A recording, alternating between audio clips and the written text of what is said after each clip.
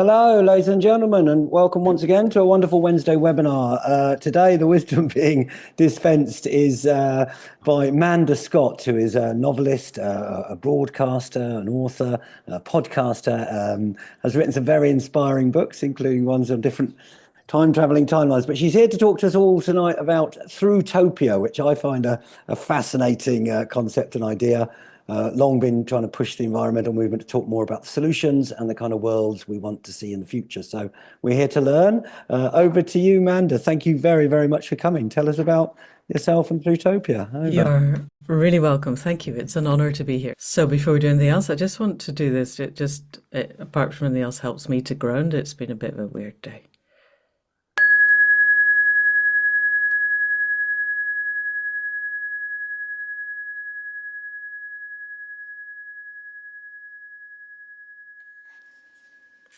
Okay, good.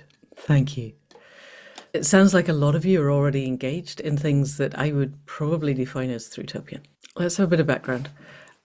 I used to be a veterinary surgeon, so I have a tendency to really want evidence-based stuff. I also practice and teach contemporary shamanic spirituality, which I consider to be an evidence-based spiritual path, because basically if it works, we do it, and if it doesn't work, we don't. Got a bit tired of being a vet back in the 90s and started writing novels. And at a certain point, it seemed to me that I was writing historical stuff. I was writing the Boudica books, and I had this idea that if we could tell everybody who we had been before the nightmare of Rome arrived with what I would now consider to be a trauma culture, we'd all shake off the shackles of Rome and acknowledge that we're in the dying days of the Roman Empire and emerge into something much more generative. Partly because the Boudica books arose out of my spiritual practice. When I sat under the tree with the vision quest that led to them, I was told that they would change the world. And the thing about that sort of thing is that you have to be quite careful with the language, because they changed my world. And they have changed some people's worlds, but they haven't actually changed the dynamic of the entire world. I guess it could be worse than it is just now, and maybe it's a little better because of those, but not enough. Definitely not enough. I headed down to Schumacher College and did a master's in regenerative economics, shamanic stuff, and decided that I needed to come home, and I set up a podcast because it quite clearly writing novels was way, way, way too slow and wasn't reaching enough people. I'll stick a link to the podcast in the chat in case that's useful for people. And then lockdown happened, and summer solstice of 2021, I was teaching one of my advanced shamanic groups, doing the big kind of this is why we're all here together. And I had a set of visions which were relatively straight, plain text, which is really rare. Any of you who does this kind of work usually get nudges and hints and felt senses and metaphors. And this was take the 30,000-year-old fossilized horse's tooth, find some ethically sourced horsehide, which took me a while because it was locked down, take it up the hill. I live in a small building. Got the hill to the place where you sometimes sit, bind this tooth onto a horizontal, very, very old laid hedge that was laid hundreds of years ago. At a particular point, sit with that, small of your back to that, looking therefore southwest down the valley, in a particular frame of mind, connected to a particular guide for at least an hour as the sun goes down until further notice. Which is pretty explicit. And one of the things that I have learned in 40 years of doing this work is that you don't ask stupid questions like why, you just get on and do it with the best possible state of mind that I could bring to it. And anyway, by the time I got the horsehide, it was the end of July, so it was beautiful. It was midsummer. I did think that by February it might not be so much fun, but hey. And by the 9th of August, I had the first scene, and 3 separate events in what became that. Some of you may recognize the title from a quote from Ursula Le Guin that we will get to shortly. And that's not a historical novel. That's a Thrutopian novel. But I didn't have a word for it at that point. What I had was an understanding that nobody was writing roadmaps, fictional roadmaps that would take us from a tangible, recognizable sense of the present through to a future that we would actually be proud to leave to the generations that come after us. And that rolls off my tongue quite freely now because I've said it a lot.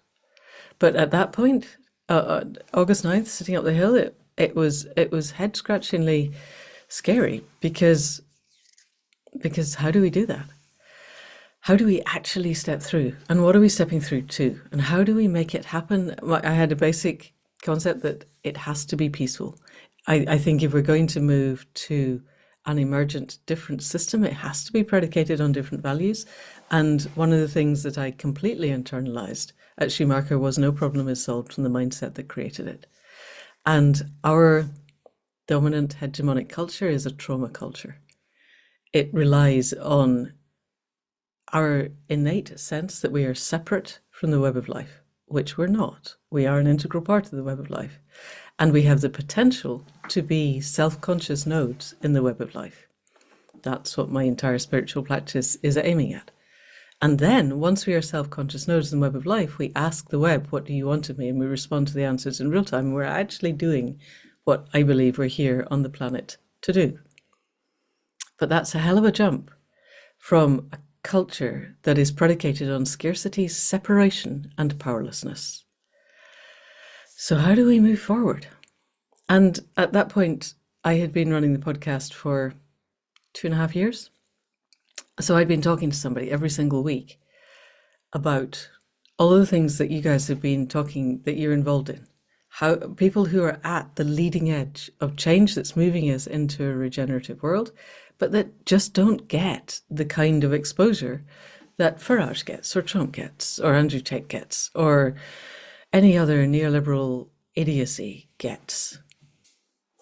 And so it seemed urgent that I do this. It seemed also urgent that I teach other people that if we could get to a point where every single creative, part of the vision was getting to a point where the producers and the commissioners and the execs could not get a novel or a screenplay or a script except that it was Thrutopian.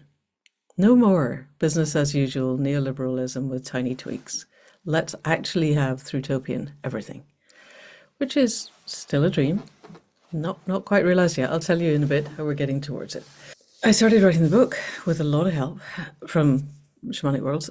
And the key, the first scene, this is not a spoiler, I swear to you, it's on the back cover, is that a woman in her 60s is lying on a bed and her 15-year-old grandson, I have no children, therefore no grandchildren, but anyway, fictionally, she has a 15-year-old grandson who's sitting beside her and says, when you come home, can we go up the hill and watch the crows go to bed, which is what I had been doing while I was in the state of mind, looking down the valley, downloading everything. And she says, no, we've had this conversation. I'm not coming home. I'm dying. You do know this. There is no coming home from here.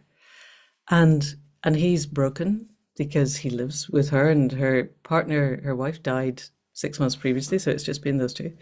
And he says, you're the only one who gets me. I don't want to live in a world with you not in it. And she realizes he's being serious. And she says, I don't know what's coming next. But if you really need me and you call, if it's at all possible, I will come to you, I promise. And he and she and we all feel the gods pause in their labors and look down and go, okay, that was a promise. You are held to that. And then she dies. And the whole of the rest of the book is told from her perspective in the between place between the lands of life and the lands of death, as she has to fulfill this promise. Killing your primary character at the end of the second chapter is not recommended as a starting novelist, but this is my 17th, so I get away with that kind of thing.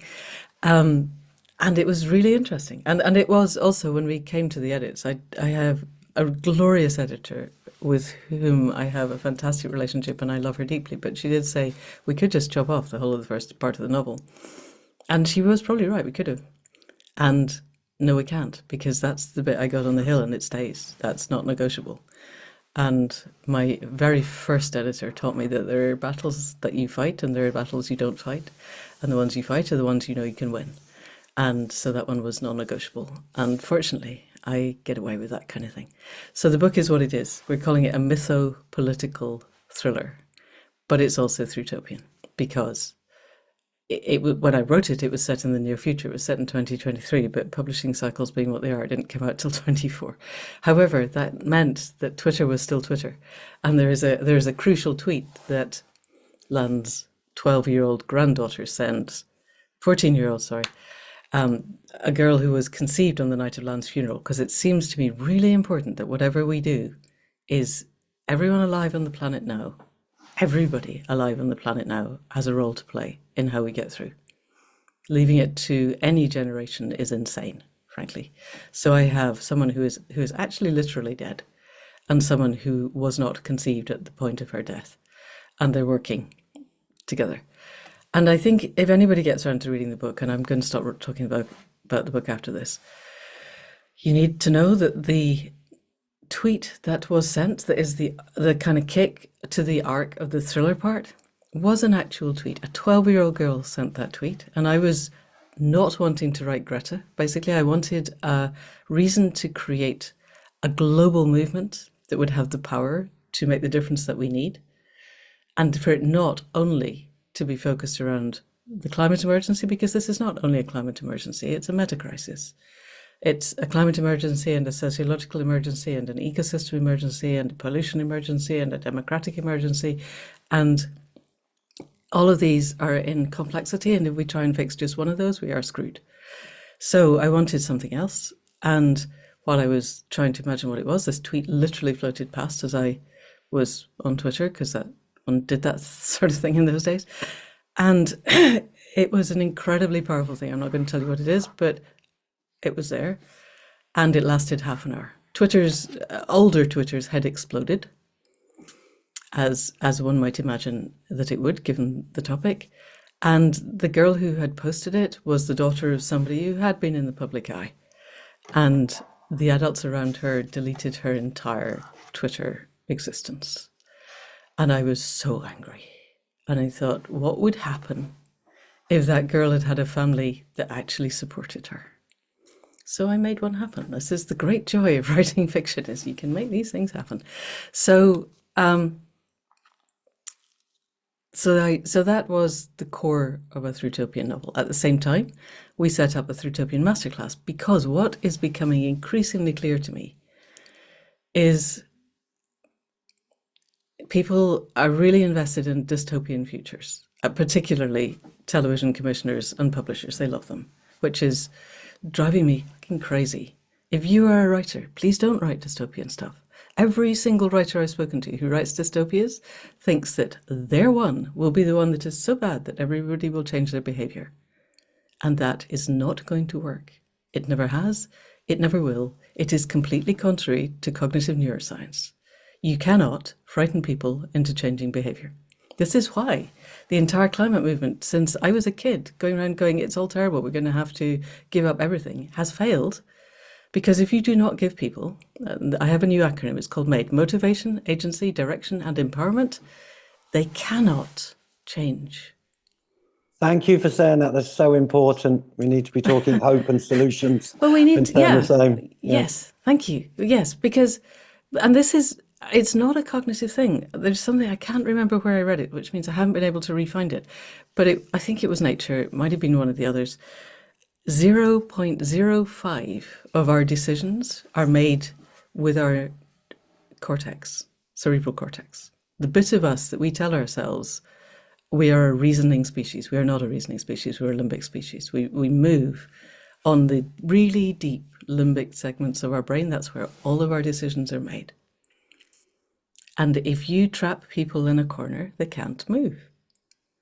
And trying to explain stuff to people is why Democrats don't win elections. That's a whole other topic.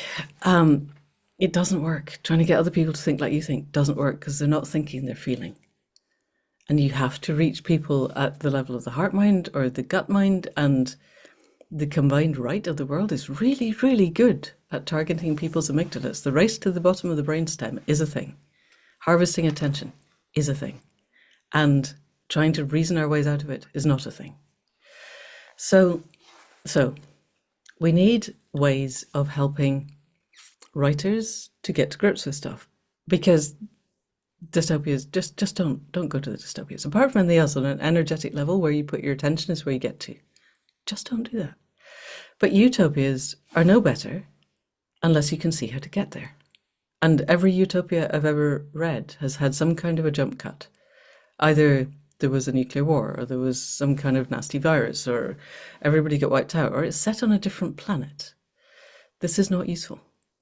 It may give us visions of how we think people will behave, but I have yet to read a utopia that was predicated on a different value set. And that's not going to work either.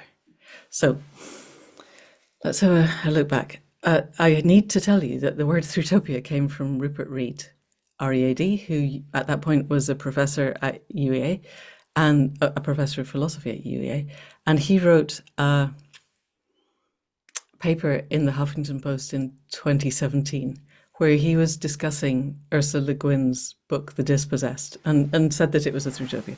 And I contacted Rupert because he's been on the podcast a few times and said, would you come and speak at our Thrutopian masterclass? We run for 6 months from May to October, every alternate Sunday, and many days in between, actually. I think we ended up with 64 speakers. And would you come and speak? And he said, yes. What are you calling it? I haven't got a title yet. And he said, oh, it's a Thrutopia. Here, read my paper. And Rupert, I think he's lovely, but he and I disagree quite fundamentally on what a Thrutopia is, because I don't think The Dispossessed is a Thrutopia because it's on a different planet. So we have to start where we are. You have to meet people where they are, and then you walk them through. And what I'm finding, because by now I've been talking about this for nearly 4 years, is it's a bit like trying to bring like poles of a magnet together. People get a little bit closer and then they spin away. They get a bit closer and they spin away, because it's really hard. It's really hard to imagine going from exactly where we are, and where we are is a pretty fast moving place at the moment. It was easier a year ago. It's just not getting any easier, to a future that actually works, and to get there peacefully. So I want to throw out a few other ideas. And one is the distinction between a trauma culture and an initiation culture. And I'm taking this entirely from Francis Weller. Not entirely. I'm taking the basis of it from Francis Weller, and then I'm building on it. So Francis Weller was a trauma therapist who learned from Malidoma Somé, who wrote the book Of Water and the Spirit. And if you haven't read that, I totally recommend it. He died recently, but Francis Weller is still going. And Weller proposes that there are initiation cultures, which are the birthright of all humanity. And this is really important. All of us are born expecting to be born into an initiation culture. And at 300,000 years, or however long you think humanity has been evolving, it's 64 million years since the last mass extinction. And there are initiation cultures still existing around the world today in the indigenous cultures. And the hallmark of an initiation culture is that individuals within it undergo intermittent, episodic, contained encounters with death. And the containment is held by the elders and the shamans. Not all elders are shamans, not all shamans are elders, the people, and mostly the more than human world. And so an individual is taken to the edges of themselves, and we get fixated on the adolescent rites of passage, but there are many of these through life. Birth is a contained encounter with death for both the infant and the mother. Death is a contained encounter with death. We meet it with grace and we step through it. And one of the reasons my primary character in Any Human Power is dead is to try and inculcate in our culture the concept that death is a rite of passage that we meet with grace, and it's not a bad thing. Because one of the things we discover, this is an aside, I'll come back to initiation culture in a second. One of the things we discover, there's a number of psychological studies where you give somebody a political questionnaire and they fill it in, and they're off there with Bernie Sanders and AOC, and they're way to the left and they're lovely and progressive. I think progressive is lovely. And 2 weeks later, you give them exactly the same questionnaire, but this time they're standing in front of a funeral parlor, or you've taken them somewhere where they've seen a cemetery, or there's a cortege going past, and they've moved to the right of Donald Trump. and they don't know that it's different. You hand them the original one that they did 2 weeks ago and they go, no, that's not mine, you made that up. Because fear of death shifts us on the political spectrum, it's probably from your side that way, a long way to the right. We need to stop being afraid of dying. And that means we need to learn how to live. If you do not live fully, you're going to be afraid of death. If you do not engage with the concept of death in the way that makes it something amazing and a teacher, you're not going to live fully. So that's an aside. Anyway, contained encounters with death in an initiation culture.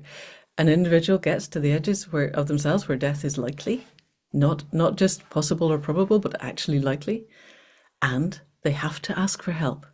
All of shamanic practice is about learning how to ask for help. And in initiation cultures, everyone knows that asking for help is a thing and it's possible, they know how to do it. You ask for help with the more than human world, provided you can assimilate that help and act on it, then you come through the contained encounter with death and you are different. And you're different because you know that the more than human world is there and you can access it, you can ask for help. And you know how. And you know more about the progress. Now we're talking more about the adolescent one. Bill Plotkin has a really interesting scale where he suggests that any human being, anywhere on the planet, has 4 stages of being. Childhood, adolescence, adulthood, and elderhood. And each of these he splits into 2, and one is connecting with the people and the other is connecting with the more than human world. We don't need to go into the detail, but his thesis, and I would support it, is that our culture, the Western educated, industrial, rich, and until recently notionally democratic culture, the weird culture, is locked in early adolescence. Most of us can get to 100 years old and still not have passed early adolescence. And certainly the people that we allow to gain power over us are locked at best in early adolescence, and some of them haven't even got that far. We'll talk about trauma culture in a moment. So we come back from our contained encounter with death and we know what's ours to do. We know when we listen to the song of the web of life, what it's singing to us. We take our place as a unique, self-conscious node in the web and we sing the tones and the tune that are ours to sing. And I don't just mean actual singing, that is a thing. I mean metaphorically. I know what's mine to do within the mesh of the people who are my people. And I do it to the best of my ability with the support of the web of life and the connections around me. And I have huge pride in this. And I am surrounded by people that I respect, and they respect me. And they have pride in what they're doing. And it's not Western hubris pride. It's actual, I am being the best that I can be. I am singing the song of the web in the way that only I can do and that I can do best. And I am surrounded by people doing the same. And broadly, and this is, if there's any neurophysiologists here, I am aware that this is billiard balls as atoms, but there are broadly 2 reward networks in the brain, and one is the serotonin mesh, and serotonin rewards are long-acting, they're additive, and you don't have to top them up very often. When I was at Schumacher, we had friends who were Israelis, who are now in deep shit, who grew up in kibbutzes, and they said the kibbutzes that survive are the ones that eat together once a week. And if you're in an actual initiation culture, you're eating together all the time, you're singing together, you're weaving together, you're dancing together, you're hunting together, everything is done together. And that resonance and the mesh of being part of a greater whole is an entirely different experience than our trauma culture. So let's look at trauma culture. Somewhere 10 to 12,000 years ago, before the onset of our form of agriculture, we lost that knowing of being an integral part of the web of life. And I don't think we'll ever find out why or how, and I don't think it's worth the bandwidth to try and experiment. I kind of think we could dream back into it, but I think there's more important things to be doing. If you can dream back that far, you can be dreaming forward. Dreaming forward is more important.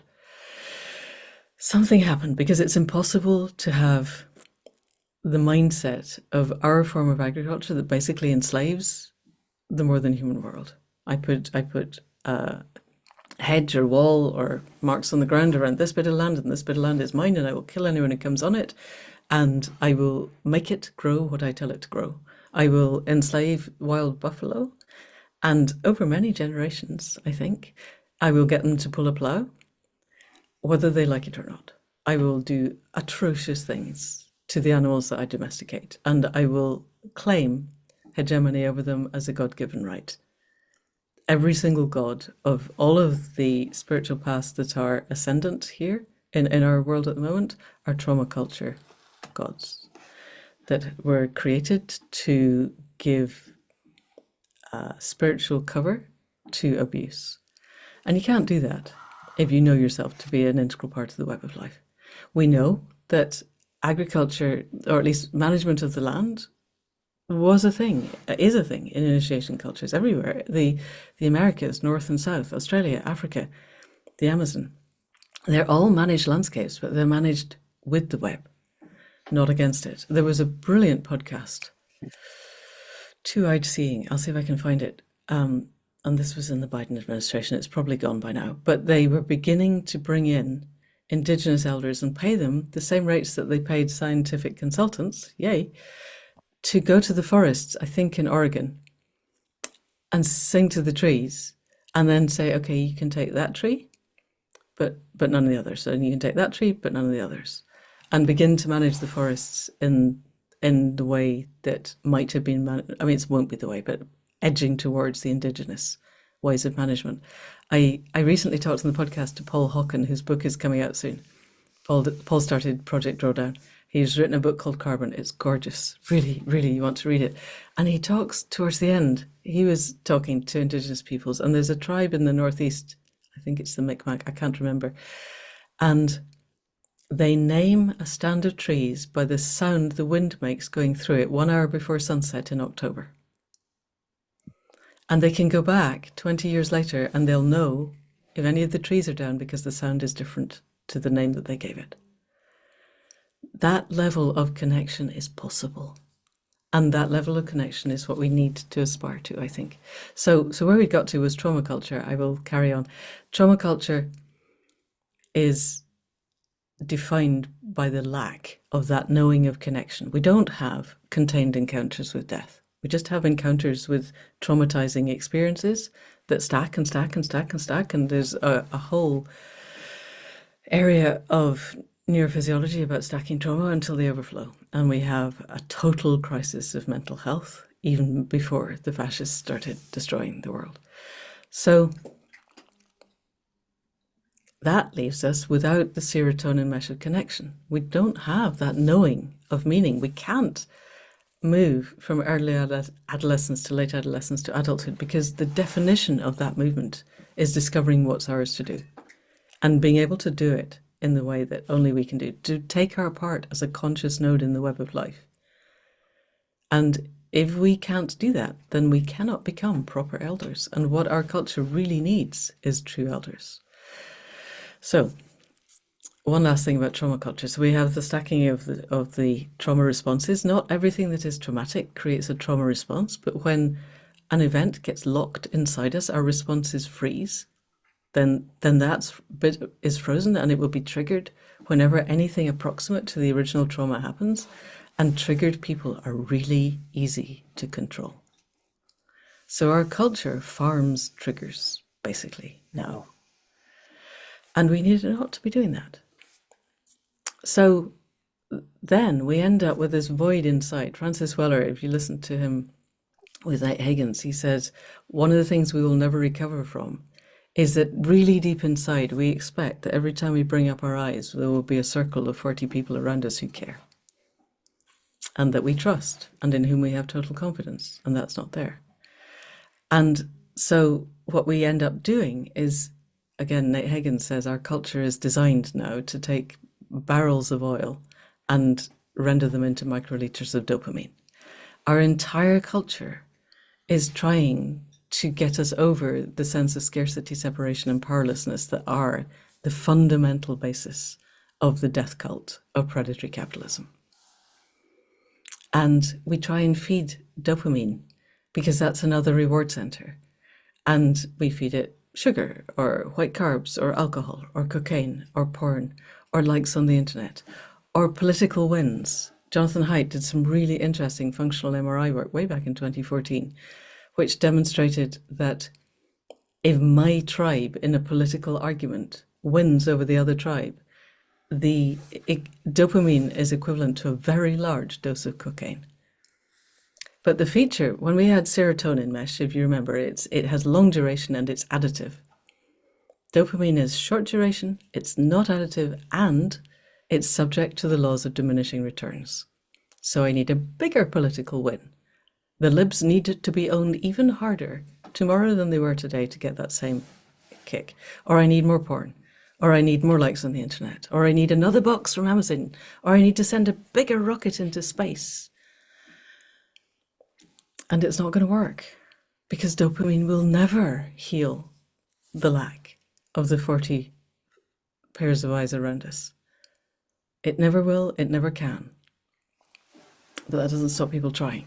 Where I'm at now is that we need somehow to shift our entire culture from a trauma culture to an initiation culture. And we need to do it urgently because we need to predicate on different values.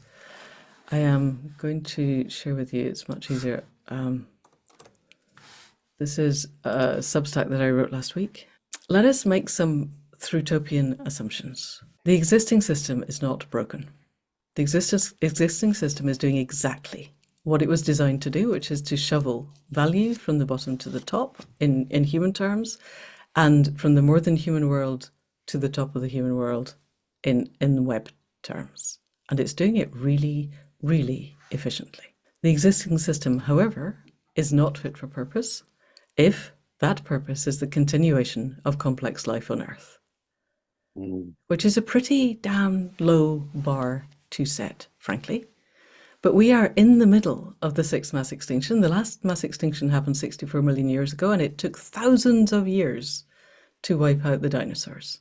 And we're doing it in a generation. More oil has been burned since 1995 than the whole of the rest of human history. And it's not just the oil. All right, so this is Caitlin, who's 14 years old, and she's talking Caitlin's mixed race. So her mother had twins, and then Finn, who was the grandson, and then Caitlin, and the twins had a Swedish father, and Caitlin and Finn had a Moroccan father. So the twins are notionally white, and the other two are mixed race, and they're arguing. The press are outside. It's getting pretty bad. Caitlin sent her tweet, things are going down, and it's not good, and they're arguing about how they can respond. And a little while earlier, Kirsten has said, it may be that I'm just too old and too white, and I possibly don't get it, but... And Caitlin says, it's not that you're too old or too white. It's not even that you care too much. It's that you're too good.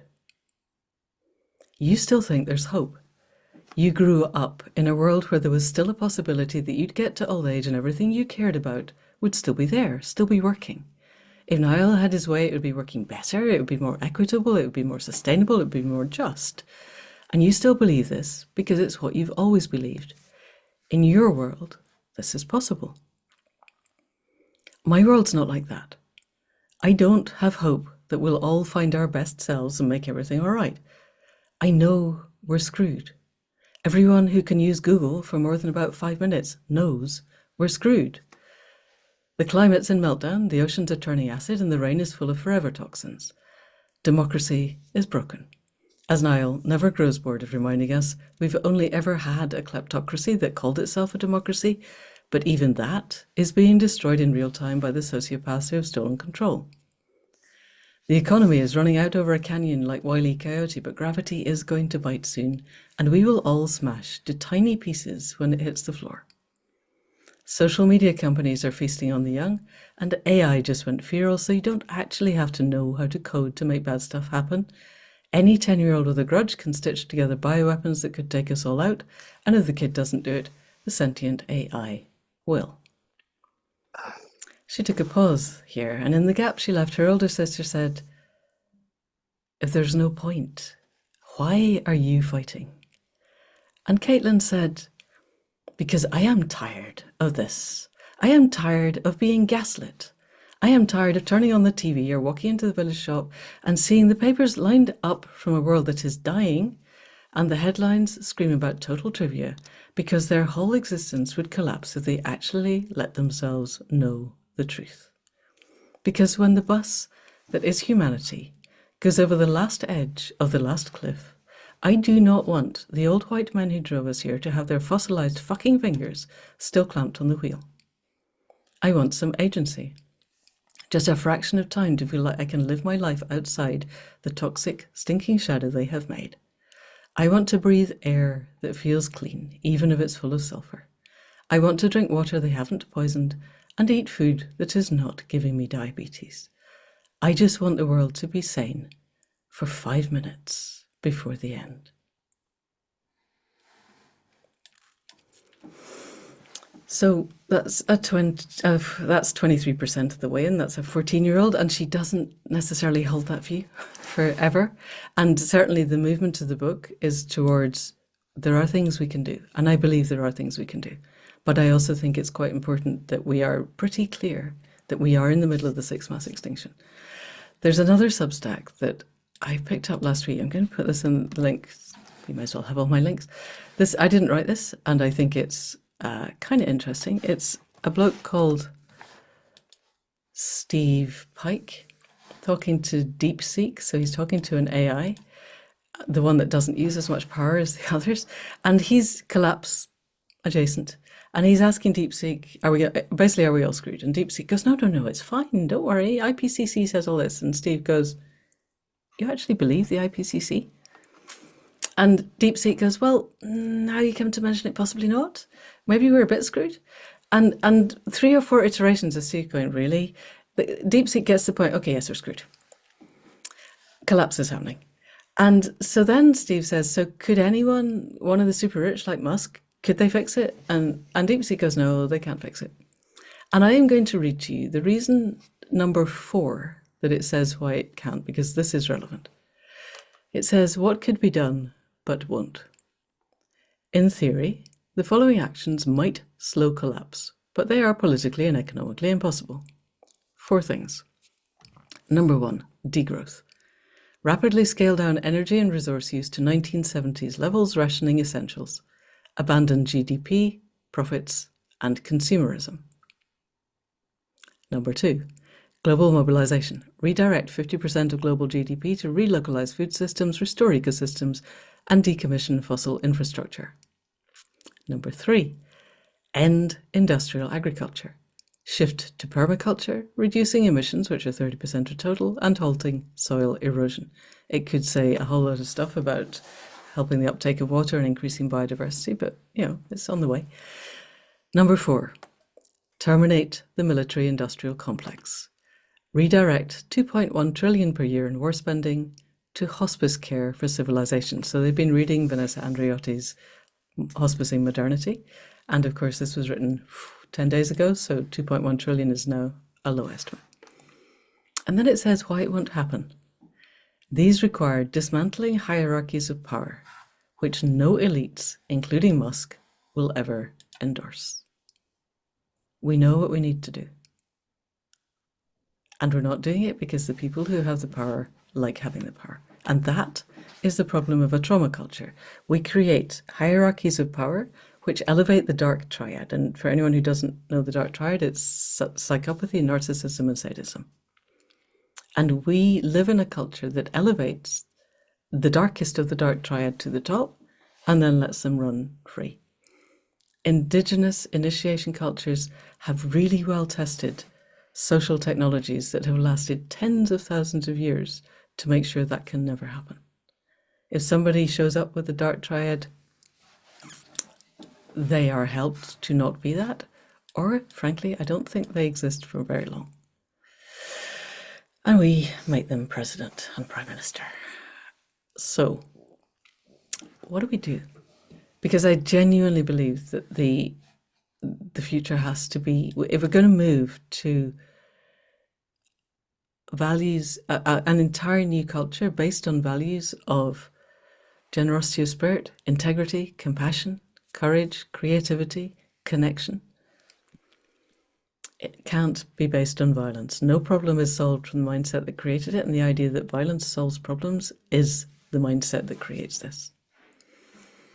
So I think the first things that we have to do are inner. We need to start living by different values. I think there are some really basic asks that's in my Substack. I think my basic asks are clean air, clean water, clean soil. Clean, clear, courageous connections between all parts of ourselves. First, we have to do the inner healing. If we have got a lot of triggers, we're fucked. Between ourselves and each other, we've got to learn how to build communities of place, purpose, and passion. And then between ourselves and the web of life. When we can ask the web, what do you need of me, and act on it, we will stop with this insane idea that our head minds are going to fix the problem, because our head minds are what got us into it, and we are very, very bad at connecting with complexity. Everything humanity builds is complicated. Our culture and the implications of all these complicated things moving together is complex. And the point about complexity is that it's wholly unpredictable, which is one of the things that gives me great hope with what's happening in the States. Is they are treating a very complex, a hyper-complex system as if it were complicated, and they could pull lever A and event B will happen. And the point about complex systems is the moment you pull lever A, B is moved. You can't control hyper-complex systems, and the cracks are where the light gets in. But we need the ideas of Thrutopian thinking to be lying around in big enough numbers for them to be picked up. The ideas that are lying around are the ones that are picked up. And at the moment, there was a really interesting paper that came out on Medium recently showing a chart, you've probably seen it, of the media ecosystem, and it was colored red for the parts of the media ecosystem that are on the right and blue for the rest, and we're outnumbered about 4-1. Yeah. And so it's not just about producing Thrutopian ideas, it's about finding ways to get them out in the world. And the best way to do that is to talk to your friends and your family and your colleagues. So we need to do the inner work. We have to do the healing. We have to thaw out the parts of us that are frozen in time. If we are easily triggered, we cannot be part of the solution. We've got to become fluid enough. My spiritual practice says you cannot connect to the web of life until you have fallen passionately in love with living. And that can't happen when large parts of you are frozen, large parts of me are frozen. So I have to do the inner work of healing myself. I have to heal my connections with other people, which is much easier when I'm not so easily triggered. And I have to reconnect to the web of life and let the complexity of it guide where I'm going. And then I have to be telling stories of what's possible. And so many things. When we went through the check-in, loads of you are doing things that are right at the leading edge of change. But we have to knit them together in narratives of we start here, where we are, and we do a number of very obvious things that will take us forward to a future that works. I think that's the thing. We've got to start finding ways through that feel joyful, and absolutely movement, medicine, 5 elements, whatever we want to do. It's as if we're locked in a concrete box and we think the concrete box is all there is. And those of us who get that there's a world out there need to start having the parties out there. And then we need to show people that there are doors and that they have keys and that they can come out and join us. We need to show people that there's a better way of doing things that they want to get to. And we need to do it at scale in large numbers. Gavin, go with your question. This is incredibly beautiful. So thank you, Biggin, for that. It's really necessary that we slow down. We're all driven by our ego. And talked about essentially initiation cultures, but they're often indigenous, they're often tribal. Yeah, totally. Always. Initiation culture for all of us, which weaves us together, because there's a sense sometimes that initiation cultures or any culture or any tribe always has outsiders. There's always the need to conform. And that can be uh, a hindrance to those who feel that they have a spiritual path, that they have a connection with the web of life, because that is often very personal and very in this culture, with this population that we have, with this reality of a world which is multicultural, multiracial, multi everything. Can we still be an initiation culture? Can we Yeah, why together? not?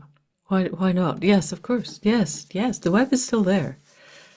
But the visions that I had before I started Accidental Gods, I was seeing that image of the Earth as seen from space, that kind of blue pearl through the blackness of space, and there were all around it millions upon millions upon millions of tiny, tiny, fine, fine, fine threads all around it, and every place when they crossed, what I was told was every place they crossed was a node of consciousness, and some of those were human, and most of them were not. If we decide that humanity is somehow not an integral part of the web of life, I think that's wrong thinking. We are already. The question is whether we're conscious of it or not. And then you open to the web and the web is there. It doesn't really matter who tells you whether you can or not.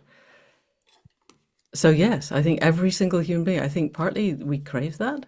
And then it's essential because I don't think we'll get it, we're not going to get through by thinking about stuff. We get through by we ask the web what needs to happen and doing it. So we need to learn how to ask it. And once we've done that, that's an initiation culture. So I think it's possible and essential. Possibly not in that order. How we can build it beyond small groups? How can we go beyond a group of 40 people or The amazing thing about the 21st century is we have the internet. I mean, there's only 37 people on this call, but there could be 3,700, and they could be from all around the world. And and you, I'm sure, all of us here have been on calls where there have been many thousands of people. We can share ideas. You know, this is the nature of hypercomplexity. In most of human history, the way to share ideas was to talk to somebody. And you could only talk to someone you could walk to. And that limited the sharing of ideas. Then you began to be able to write things and post them, and then you got telegrams and you could do Morse code, and then we got radios, and then we got televisions, and now you could be in Australia and we're talking in real time. Mhm. And I do shamanic trainings with people, and we do things where I genuinely believed that you had to be in the same room and touching somebody to do the work. And we discovered in lockdown, because we couldn't be in the same room touching people, that actually some of this stuff works better if, you know, somebody's in Minnesota and somebody's in Melbourne. I'm astonished. I was astonished. I'm trying not to be astonished anymore, but I was, yeah, we'll just give it a try. I don't think it'll work, but never mind, guys. And it works. So actually, I am really impressed with what we can do long distance. That reminds me of one conversation around one fire. I think someone saying that telephones, our mobile phones, were kind of training us for telepathy, that you can Well, actually reach out I to other am people. doing a psychic training as we speak because Musk owns Starlink, and at the point when he decides to take it down, we might need ways of talking to each other that are not telephones. But yeah, that. Um, I was told by a Hungarian friend who used to help with Solution Zone TV, one of her relatives but worked with Hungarian special forces, and they trained people to be able to use telepathy to call for helicopters and things like Right, that. You know, these right. these things do exist. I've got one just there. One of the things you were saying about, you know, our culture and fear of death, reminded me of kind of Susanna, who used to call tribal grandmother, who used to come to all the road tree protests back in the 90s. She said the Celts did not fear death. She's a druid, and many other names for Caesar it. said that. Yeah, he Yeah. said they viewed it as taking off a shirt. Yes, and And it's really what hard to fight people who genuinely think that, you know, you throw away this life. Or, I mean, you let go of this life and you pick up another one, and it's not a problem. It's really hard to fight. and I often think the change that would happen in our culture, if, you know, I mean, there's what Susanna used to say. You know, the Celts didn't fear death. They believed that there were many different lives in reincarnation, kind of thing. The Hindus believed in reincarnation. The Tibetans, the Egyptians, even the early Hebrew culture before it changed, believed in reincarnation. As in a lot of different cultures, it's talked about, and the different attitude we would have in this world if you thought, I am going to come back in my next life as a man or as a woman or as a person of a different culture or as a different species. And if we recognize that, then suddenly we start to look after the world so much more, because we could come back as one of those other species or cultures or genders or whatever it is. And how do we reassess our way of looking at the world? And you've really inspired a lot tonight. That's really amazing, Manda. Really, really appreciate that. Thank you all for your time. It's grand, and it's really inspiring to know there's so many people doing so many active things. So we just need to unite all the stories and get them out there. Very briefly, just before we stop, we just got through, a group of us got through to the second phase of a grant application. We may not get all of it, but the aim is join up with Rob Hopkins, who's got his field recordings from the future, and go around 10 cities to begin with, or 10 locations to begin with, and create this, which is awe-inspiring and amazing, and then gather together the local activists, politically aligned people, so politicians and the bureaucrats and the local creatives, and have a workshop to see how can we create Thrutopian things in a given locale. And then at the end, get together a big 5-day convergence, bring them together with the commissioners from Netflix and the newspaper editors and the commissioners from the BBC and Channel 4 and all the rest of it, and just see if we can start moving the general narrative, because I think that's urgent. And if any of you have any input to any of that, I gather from my friends in the industry, particularly television commissioners at the moment are locked in what she calls survivalist mode, and partly this is because there's 75% unemployment in the television industry, which is not fun. So they're trying to keep their jobs, and they're trying to keep their jobs by giving more of the same. And what they think people want is yet more plucky bands of humans surviving the apocalypse. First of all, that's not going to happen. Ecosystem collapse is ecosystem collapse. Complex life does not survive. And anything that suggests otherwise is motivated reasoning, and we need to let it go. And then, how can we take the commissioners who think people want that and convince them that there are really exciting narratives of how we build forward to something different? If any of you has any contact with that, please do it. I'll stop now. Thank you. I think that's really, really important, Manda. It's been a long conversation. How do we shift? Our mainstream media is constantly pushing dystopia and terrible futures and disasters, and we really need to shift the narrative onto some hope and solutions and what we can do. Thank you so much for coming tonight. Really inspiring. Thank you. Be up on the YouTube It's soon. an honor. Super. Thank you very much.